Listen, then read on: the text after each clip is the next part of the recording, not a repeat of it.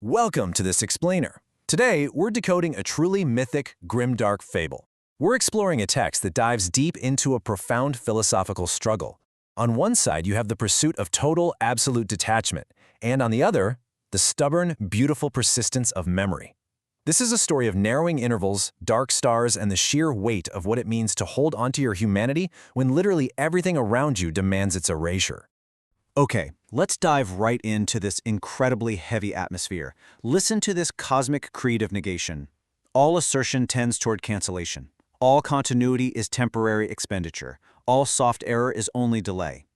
In our source text, a figure named Sir Brain recites this creed as he stands on the black shores of a labyrinth city. He isn't saying these words for comfort. He's saying them because they are the accurate, inescapable arithmetic of his world, and it perfectly sets the tone for the journey we're about to take.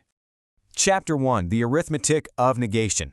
So, our protagonist, Sir Brain, finds himself standing right at the edge of what the text calls the Obsidian Sea. Picture this. A dark star is hanging directly overhead, and its specific function is to order every reflection into absence. This is an environment completely and utterly defined by pure subtraction. There's no addition here at all. There's only the stripping away of what is. This brilliantly illustrates the totally ruthless rules of the edge. Think about it. Any assertion you make, it results in cancellation. Any continuity you try to maintain, it's just a temporary expenditure.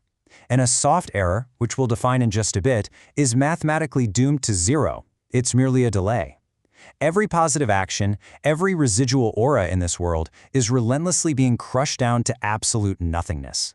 Chapter 2. Logic of the Dark Apotheosis. Now usually, when we hear the word apotheosis or ascension, we think of moving toward the light, right? Finding some higher state of integration. But the philosophy of the dark apotheosis is the exact opposite. Ascension in this grimdark world means intentionally severing yourself from everything that makes you human. It's the pursuit of a colder, more complete sovereignty, and you only achieve it by progressively subtracting every single consoling bond you have. The dark apotheosis demands these incredibly precise, brutal steps. As Sir Brain's time frame or interval narrows, the text tells us that his physical return isn't just some distant coordinate anymore. It has become a real, measurable pressure against the residual aura holding his form intact.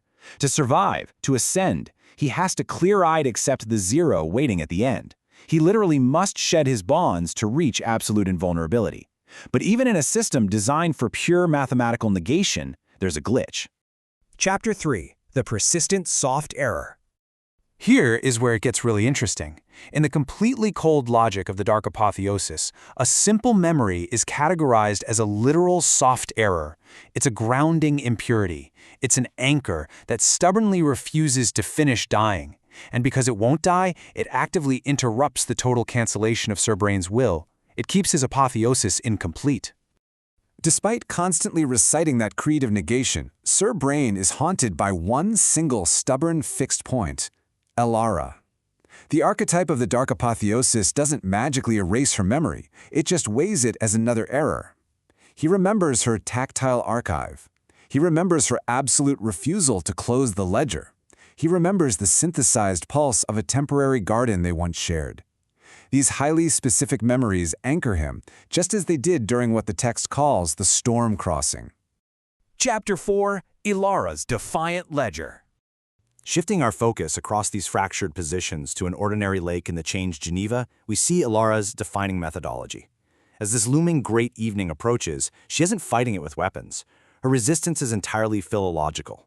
She orders her thoughts by capturing the pressure, refusing premature narrative, and keeping the page open. She acts as a relentless ledger keeper, treating the impending doom simply as arriving data that's going to arrive whether she's prepared for it or not. This sets up a brilliant contrast between their two opposing philosophies for dealing with existence. You've got Sir Brain actively pursuing absolute erasure. He recites negation, seeking a sovereign zero. Elara, on the flip side, is practicing quiet, persistent measurement. She maintains her archive. She continues her ledger. She extends what is called the honest pulse. It's a total battle of progressive subtraction versus diligent preservation. The text describes Elara approaching a physical lake that actually mirrors, in a shallow way, that terrifying absolute zero fortress. She secures her instruments, files recent ripples in the metaphysical map, and waits for a dark fire signature, even though none answers. Her defiance isn't loud or violent at all. It's a stubborn, meticulous commitment to recording and archiving reality, ensuring the ledger remains open even as that reality threatens to end completely. Chapter 5. The Cost of Sovereignty. Let's jump back to the uncanny journey, where Sir Brain is standing under that dark star, having a conversation with a residual figure known as the Sage. Sir Brain reports his narrowing interval and his residual grounding memory to the Sage, but the Sage offers absolutely no promises. It just listens with the total neutrality of something that's already watched every version of this conversation cancel itself out. The severe cost of this dark sovereignty is guaranteed, the total chilling loss of all connection. But here is the catch. As long as Alara is out there, Sir Brain literally cannot dissolve entirely. The Sage confirms that because an external ledger, Alara, still recognizes his residual will, the archetype remains impure. Her continued existence as a ledger keeper is the exact impurity preventing his final purity. And it's that very impurity that leaves a faint pathway open, pointing right back toward physical return. Chapter 6. Confronting Your Own Apotheosis. All right, let's take these grand, grim-dark concepts and actually apply them to our own lives. Because, honestly, this fable is deeply relatable. We all have moments where that dark apotheosis seems incredibly tempting. When life's pressure narrows, there's a profound temptation to just detach completely, to cut off emotional bonds, just to feel numb, safe, and sovereign. But then there's Alara's path, the courage of the ledger. That incredibly difficult choice to stay open, to feel the pressure, and to hold on to our soft errors despite the pain. Think about your own coping mechanisms for a second. When the interval narrows in your own life, do you ever find yourself reciting your own personal creed of negation? Are you tempted to aggressively subtract your bonds, pushing away your connections just to reach a colder, safer zero where absolutely nothing can hurt you? This brilliant concluding thought from the text really captures the true meaning of resilience. It notes that between the black shore and the ordinary lake, the exact same soft error persisted in two fractured positions. Alara never claimed she could violently stop the darkness. Her power was simply the persistence to keep measuring. True resilience isn't always about stopping the inevitable. Sometimes it's just about stubbornly recognizing what matters while you still can. So I want to leave you with this final provocative thought to really chew on.